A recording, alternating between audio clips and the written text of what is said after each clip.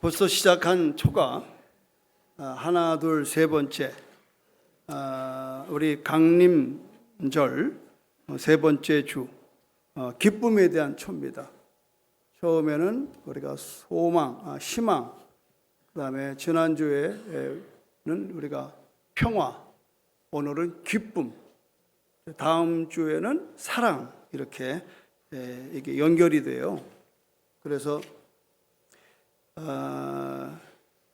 이 성탄 교회의 달력은 바로 이 12월 초부터, 그러니까 지난주부터 2주 전부터 3주 전부터 해서 이렇게 올라가는 거예요. 그래서 주님이 나신 날이 교회의 기준이 되는 거예요.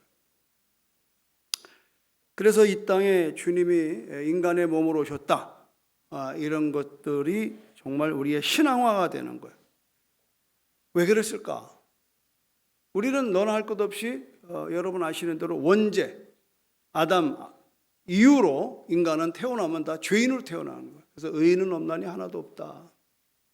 그래서 교회를 우리가 전도할 때 참 힘든 게 뭐냐면, 당신은 죄로부터 구원받아야 됩니다. 내가 무슨 죄를 졌습니까? 이거부터 출발하는 거예요. 그러니까 이게 죄를 인식한다는 것은 이론으로 안 되는 겁니다. 결국은 뭐냐? 성령으로 깨닫게 하는 겁니다. 할렐루야. 그렇게 버티고 종교 생활에 연연하던 우리들이 어느 날 성령의 조명을 받고 내가 죄인임을 고백하는, 그래서 그 죄 가운데 있는 내가 멸망에 있는 걸 알게 되는 거예요. 내가 지금 살아있으나 죽은 목숨이, 죄와 사망에 죽었던 나를 예수가 오셔서 살렸다. 이게 성경에서 사람 막 움직이는 거야. 그러면서 비로소 내 마음이 막 애통해 하는 거야. 그래서 이거를 깨달은 사람이 지은 찬송이 나 같은 죄인 살리신을 노래를 만든 겁니다. 그래서 찬송은요, 전부 다 신앙의 고백입니다. 신앙의 고백. 그 고백의 가장 중요한 고백은 뭐냐? 나 같은 죄인이 죽었다가 살았다는 겁니다. 하나님이 세상을 이처럼 사랑하사 독생자를 주셨으니 이는 저를 믿는 자마다 멸망하지 않고 영생을 얻게 하려 하십니다. 그래서 하나님이 우리를 사랑하시는 행위가 뭐냐? 하나님 자신이 우리와 같은 인간으로 이 땅에 오시는 겁니다. 왜 오셨느냐? 우리를 저들의 죄에서 구원하려고 오신 걸 믿으면 아멘 하시기 바랍니다. 그 이상도 아니고 그 이하도 아니란 말이에요. 그런데 오늘날의 기독교의 역사가 가난으로부터의 구원, 병으로부터의 구원, 정치로부터의 구원, 죄로부터의 구원을 갖다가 기본으로 해야 되는데 이건 온데간데가 없어요. 인본주의적이고 현행학적인 입장으로서 죄가 건들면 안 되는 거예요. 이 자리에서 목사가 죄를 얘기하면은 기분 나쁘다고 교회를 안 나오는 거예요. 그러니까 죄 용서도 모르고 은혜도 모르고 종교 생활에만 연연하다가 죽고 마는 거예요. 그 결과 우리는 지옥 가 있는 겁니다. 놀라운 사실 아니에요. 언제부턴가 설교에 죄가 없어졌어요. 지옥 얘기를 안 합니다. 기분 나쁘다고. 여러분, 우리가 성탄에 기쁘다 가지고 오셨네가 이전에 왜 기뻐해야 되는가? 그것은 딱 한 가지입니다. 죽었던 내가 살아나는 겁니다. 할렐루야. 멸망에 있는 내가 멸망에서 벗어나는 겁니다. 죄와 사망 가운데 있는 우리가 살아나는 겁니다. 그래서 말씀이 육신이 되어 주님이 오셨다라고 하는 것은 우리에게 큰 기쁨의 좋은 소식을 듣게 되는 겁니다. 그걸 복음이라고 그러는. 그래서 성탄절은 우리의 희망이 되고 평화가 되며 기쁨이 되고 사랑이 되는 거예요. 그래서 성탄의 중심은 예수 그리스도예요. 이 세상을 구원시키시고 다스리시고 섬기기 위해서 가장 낮은 자의 모습으로 말구에 태어나신 예수 그리스도, 그는 만왕의 왕인 걸 믿으시길 바랍니다. 여러분이 믿거나 말거나 해요. 나는 많은 사람들이 말이죠, 특별히 좀 죄송합니다만 공부를 많이 한 사람일수록 이 진리를 멀리가 있더라. 아직도 그런 고리따분한 십자가 얘기하냐고. 부활, 여러분 이미 독일에서, 영국에서, 미국에서 부활은 이제 사라졌습니다. 그들은 우리 보고 그럽니다. 아직 한국은 신학이 발달이 안 돼서 부활 얘기한다고. 과연 그럴까요? 한때 우리에게 선교사를 보냈던 수많은 구라파의 교회가 지금 다 매각됐어요. 그리고 이슬람 사원이 다 들어섰습니다.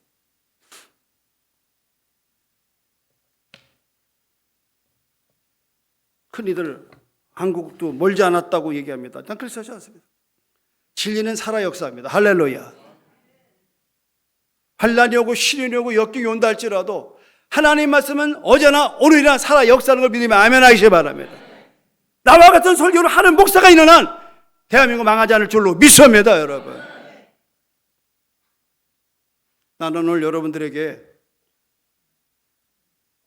희망과 평화와 기쁨과 사랑이라는 주제로 오늘 세 번째 기쁨의 얘기를 하려고 이 자리에 섰습니다. 그래서 우리는 성탄절이 우리에게 기쁨이 되는 거예요. 우리 사모는 나보고 제발 좀 전립선 얘기 그만 좀 하라고 그래요. 모르는 소리 하지 말라고 그러세요.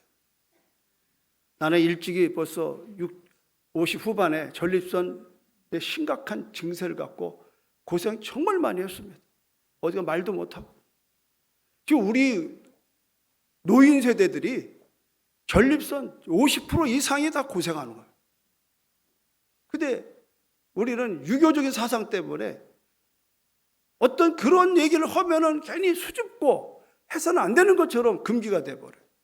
여러분의 아버지 세대들이요, 전립선 때문에 얼마나 고생한 줄 아십니까? 여러분? 수없이 새벽에 일어나야 되고 말이에요. 그러던 어느 날 한 명의를 내가 만났습니다. 세브란스 병원에 비뇨기과 과장하시다가 이제 은퇴하고 차병원에서 일하시는 박사님을 만났어요. 양 박사님. 근데 그분은 약을 안 써요. 그냥 다일리트로 수술하는 거예요. 난 여태까지 전립선 연인주만 알고 10년을 살았는데 그분이 검사를 하더니 아닙니다, 목사님. 전립선 비대증입니다. 심각합니다. 겉으로는 멀쩡한데 안에는 꽉 차 있어서 목사님 고생하는 거 나는 압니다. 그때 마치 여기 이광수 장로님 아들 결혼식 주례하러 갔다가 내가 주례 끝나고 와서 하겠습니다. 안 된대. 왜냐하면 검사하는 데가 너무 아픈 거예요. 그러니까 100이면 100 나가면 안 들어온대. 검사들이 이렇게 아픈데, 그리고 오도 가도 못하게 붙들려서 병원에 입원이 됐습니다. 그래서 결국 제가 이광수 장로님 아들 결혼 주례를 못했잖아요. 그 정도의 희생을 당하면서 수술을 하게 됐는데, 결론은 뭐냐? 소변을 볼 때마다 그 사람 생각나는 거예요. 남이 얘기지만 좀 아멘 좀 해봐요. 김성정 장로는 뭐 아직 이상이 없나 보지. 그 옆에 할아버지 물어봐. 저 할아버지가 그냥 나한테 시듯 없이 목사님 수술해야 되는 거예요, 말아야 되는 거예요. 10년 동안 고생하는 이 비뇨기 계통의 고통이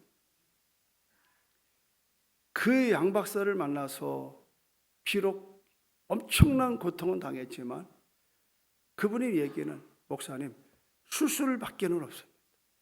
별의별 약 다 써봐야 말년에 고생합니다.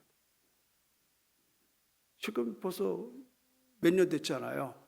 4, 5년 됐나요? 소변을 볼 때마다 주여 감사합니다. 첫째는 하나님께 감사, 둘째는 양 박사에게 감사. 내가 오늘 이 얘기를 왜 합니까?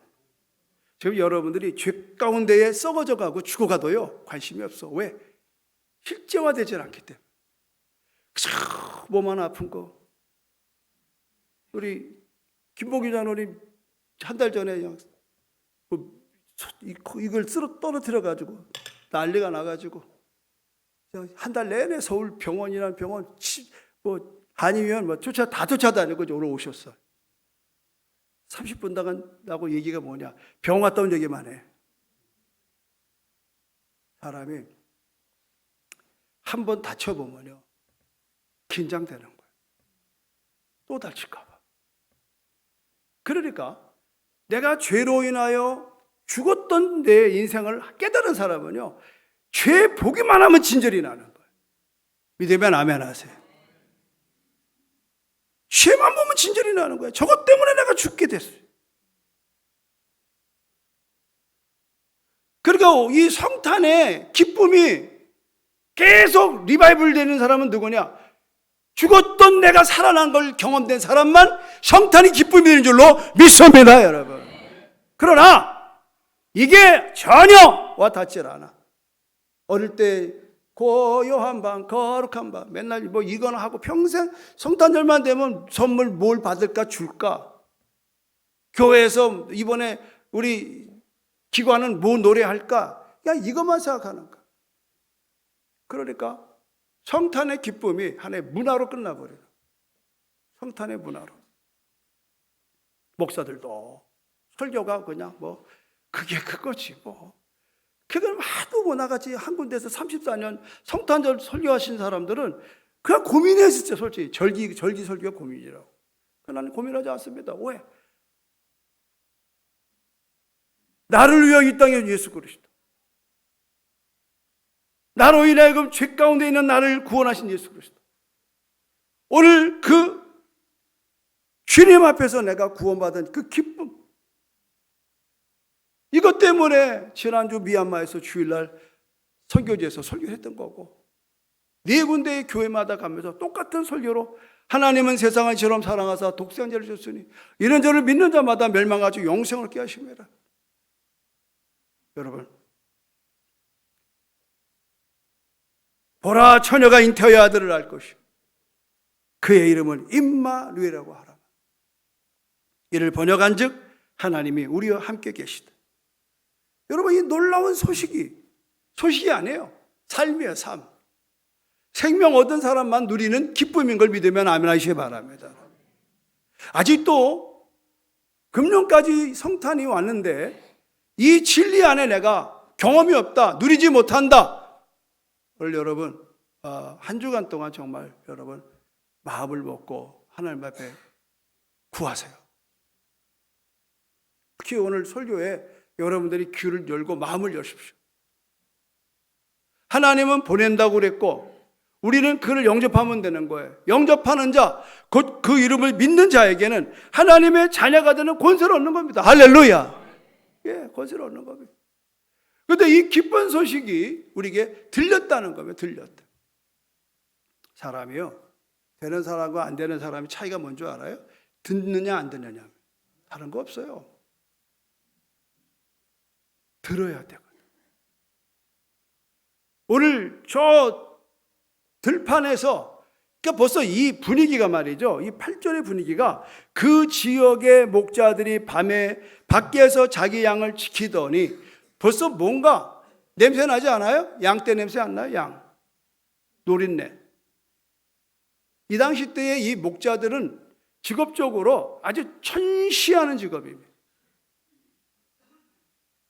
그런데 큰 기쁨의 좋은 소식이 궁궐에 가지 않았어요. 바로 예수님 태어난 그 지역에 가까운 곳에 소식이 먼저 알려진 겁니다. 천사가 나타나요. 이 천사는 가브리엘 천사인데 이 여러분 가브리엘 천사의 특징은 뭐냐면 새 시대를 새 시대를 알려주는 소식을 가져오는 게 가브리엘 천사예요. 새 시대. 이 시도 마찬가지예요. 가브리엘 천사의 그 사역, 사명은 뭐냐? 시대의 변화를 알려주는.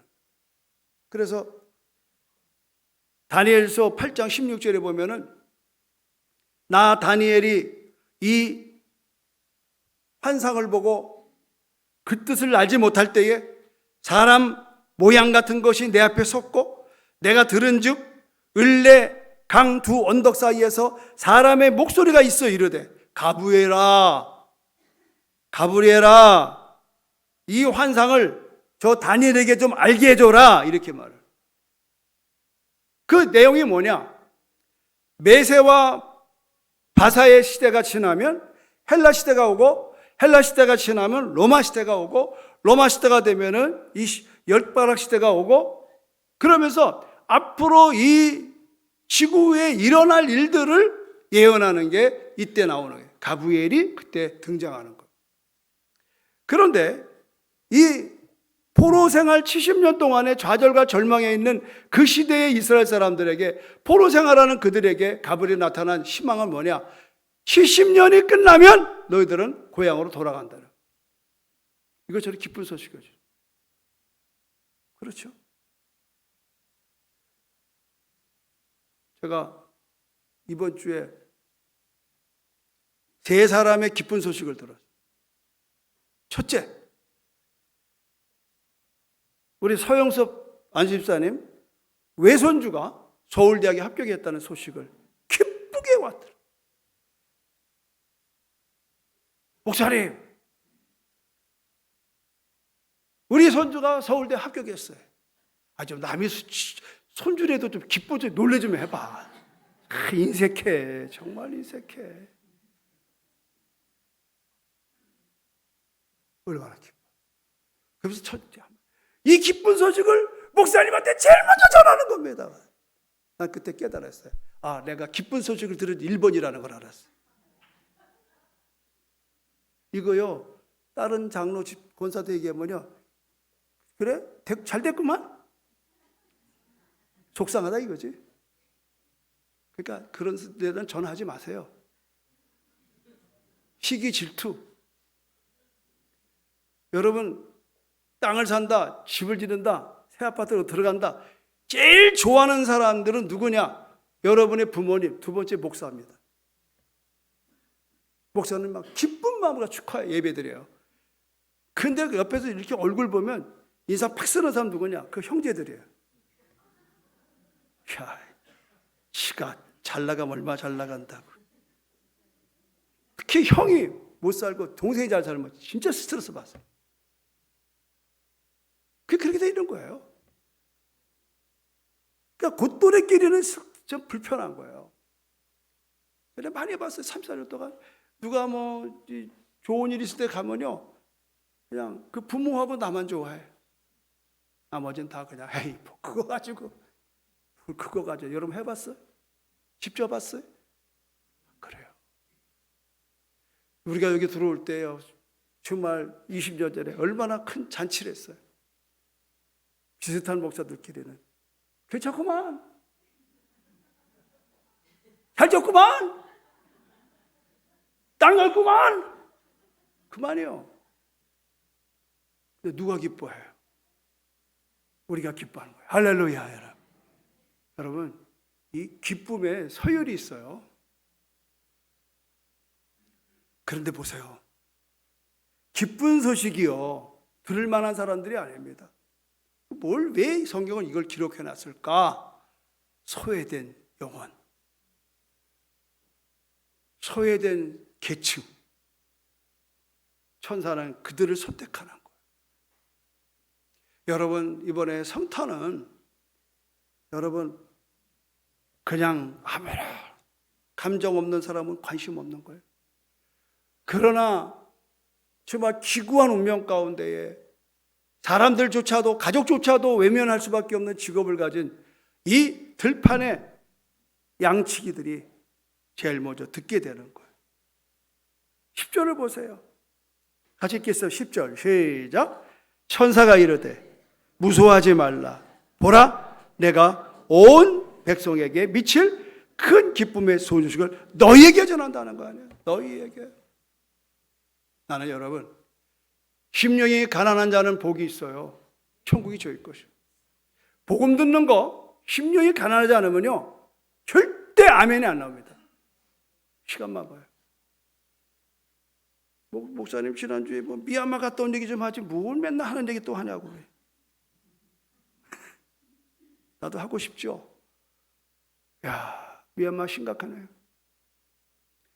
기름 살 달러가 없으니까 주유소마다 막 100m씩 차들이 다 서 있어요. 그러니 그분들이 차를 가지고 먹고 사는 사람이 한두 명이 아닌데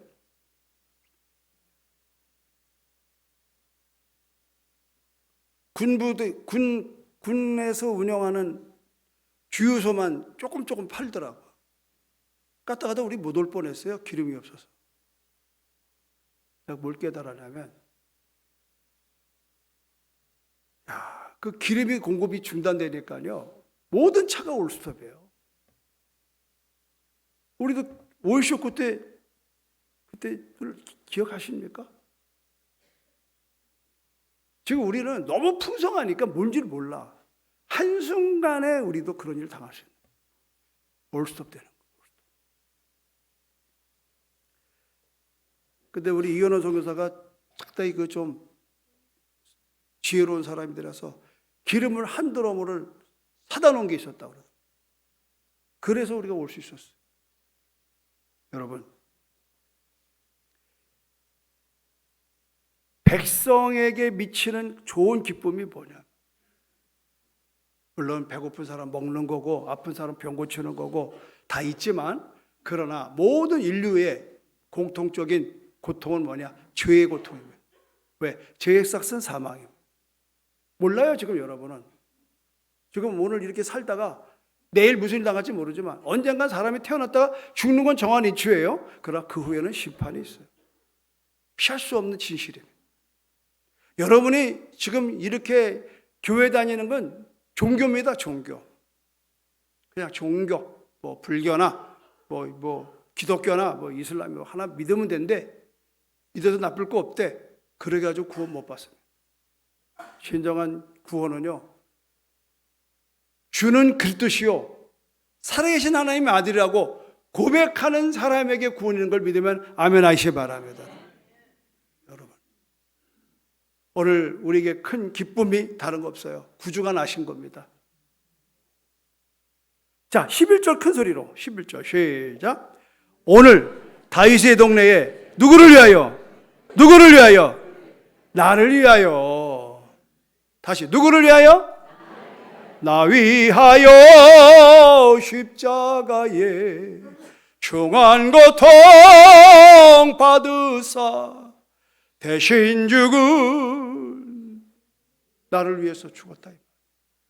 오셔야 죽는 거지 뭐 안 오고 되겠어요? 그럼 예수가 왜 오셨어요? 십자가에 달려 죽으러 오신 거예요. 우리를 살리려고 그 생명을 내어주러 오신 거다 이 말이에요. 그래 어찌 기쁘지 않을 수가 있냐 이 말이에요. 우리를 위하여 구주가 나셨으니 곧 그리스도 주시라. 만왕의 왕이라. 만유의 주라. 오늘 그분이 오셔서 내가 죽어야 될 형벌을 그가 대신 당하시고 내가 당할 채찍을 그가 당하시고 우리가 당할 징계를 위해서 가시멜로관 쓰시고 양 손발에 못 박으시고 그분이 그렇게 오셨다고 성경은 약속했고 그 약속대로 오늘 저와 여러분은 그 믿음 안에서 영생 얻은 걸 믿으면 아멘 하시기 바랍니다. 사랑하는 성도 여러분, 그러니 천군 천사가 13절에 호련히 수많은 천군이 그 천사들과 함께 하나님을 찬송한대. 지극히 높은 곳에서는 하나님께 영광이요 땅에서는 하나님이 기뻐하시는 사람들 중에 평화라고 하는 겁니다. 그리스도의 왕국이 임했다는 거예요. 하나님 나라가 임했다는 거예요. 누구든지 주는 그리스도시요 살아계신 하나님이라고 고백하는 마음에 믿어 의뢰하고 입술로 시인한 우리에게 우리는 하나님의 나라가 임한 걸 믿으면 아멘 하시기 바랍니다. 그분이 임하신 거예요. 그분이 내 안에 나를 다스리시는 거예요. 그래서 우리가 이 찬송 부르잖아요. 다 같이 불러볼까요? 예수 우리 왕이요 이곳에 오셔서 보좌로 주여 임하사 찬양을 받아 주소서. 주님을 찬양하오. 두 손을 붙잡들고 주님을 경배하오니 왕이신 예수여 오셔서 좌정하사 다스리소서. 믿으면 아멘 하시기 바랍니다. 우리의 찬송은요, 그 왕이 내 안에 나를 다스리는 거예요. 그걸 순종이라고 그래요. 여러분, 많은 분들이 신앙이 뭐냐, 믿음이 뭐냐 이렇게들 많이 얘기해요. 제가 여러분 주보에 목회 컬럼은 제 글이 아니라 지난 주일날 미얀마에서 묵상하는 하나님 나라의 도전이라고 하는, 마침 또 김영규 목사님이 어저께 그저께인가요? 우리 교회 왔다 가셨어요. 낮에. 굉장히 귀한 분인데 그분의 책을 제가 카피했습니다. 하나님이 우리에게 기대하는 것, 하나님이 인간에게 기대하는 것이 무엇인가? 착한 일을 많이 하는 것, 양심대로 사는 것, 인생이 무엇인지 열심히 공부하는 것, 열심히 교회 생활하는 것, 이런 것을 하나님은 원하시지 않는다는 거예요. 성경에 하나님은 우리에게 이렇게 말씀하신다. 다 같이 여러분 목소리를 읽어볼까요? 시작. 나를 알라. 나를 안 만큼 나를 따르라. 나를 알면 나를 사랑하게 될 것이다. 왜냐하면 내가 너희를 사랑하기 때문이다. 너희가 안 만큼 진실하게 반응한 것이 뭐라고요? 믿음이고 이런 믿음을 볼 때 나는 기쁘다.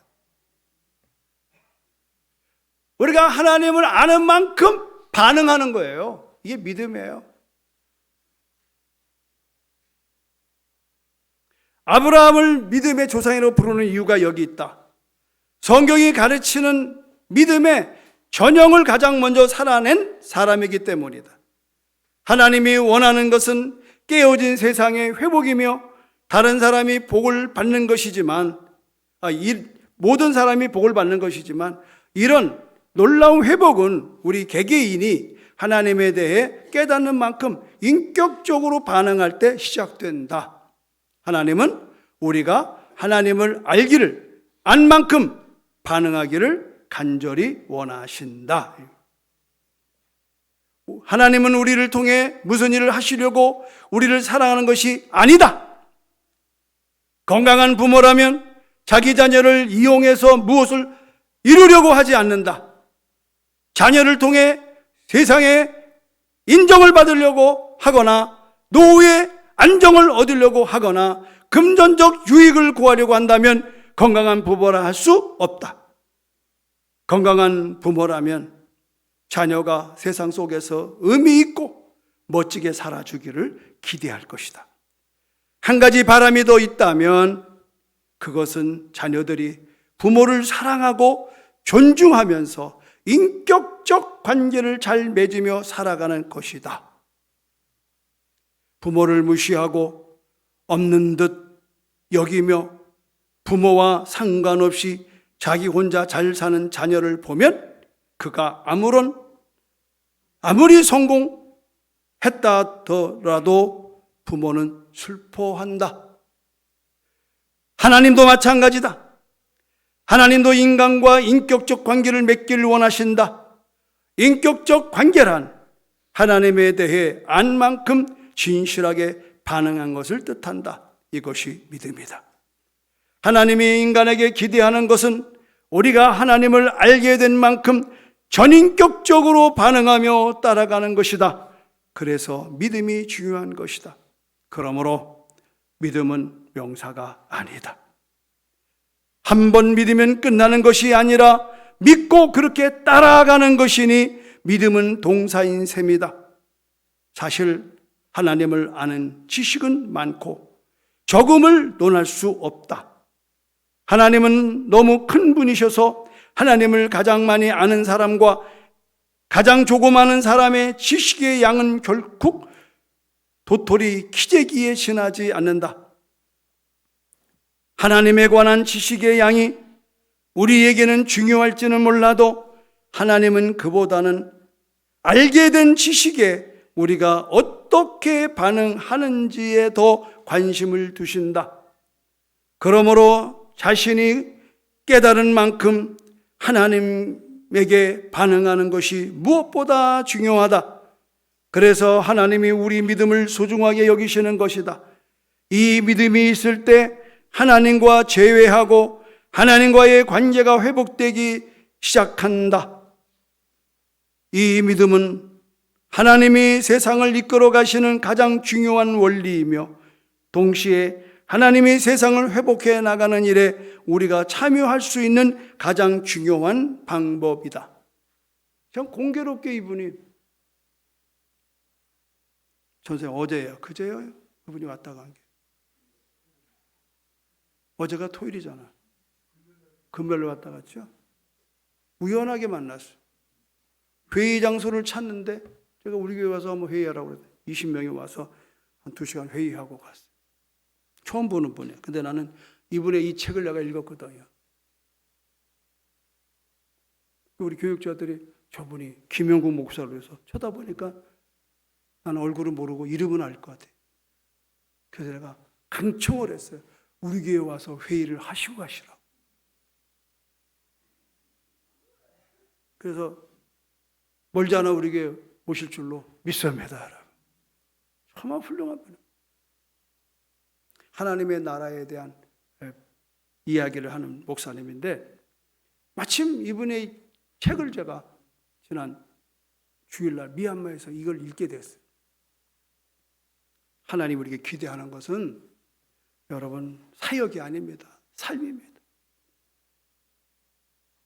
이맘때가 되면 우리는 뭘 맡을까? 내가 내년에 뭐 해야 될까? 목사도 여러분도 다 거기에 신경 써요. 누가 뭘 맡는가가 중요한 게 아니에요. 우리는 정말 신앙생활을 매우 잘못하고 있어요.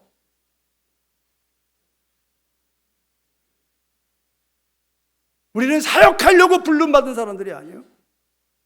하나님과 친밀한 삶을 누리기 위해서 부름받은 걸 믿으면 아멘 하시기 바랍니다.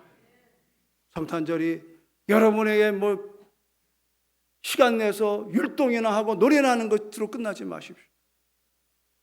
그건 피곤한 거예요. 그것도 하지 말라는 게 아니에요. 내 마음에 하나님이 내게 뭐를 기대하는가를 먼저 알고 시작하자 이 말. 나를 위해 죽으시고 나를 위해 부활하신 예수 그리스도. 그 인격적인 관계에 하나님에 대해 아는 만큼 진실하게 반응하는 것.